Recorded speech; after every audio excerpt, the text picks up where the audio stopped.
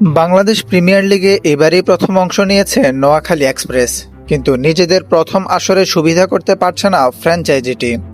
হায়দার আলীর নেতৃত্বাধীন দলটি হারল টানা চতুর্থ ম্যাচে।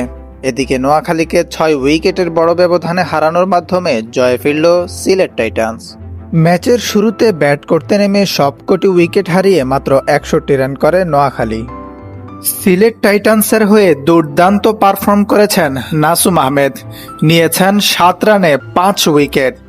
সেই সাথে তিনি হয়েছেন ম্যাচ সেরাও।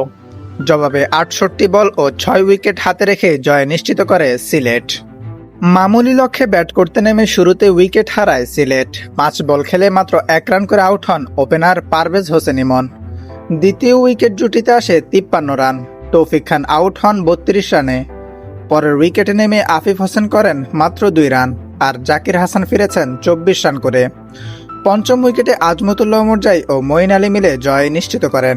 1 রানে মঈন ও 0 রানে ওমরজাই অপরাজিত থাকেন।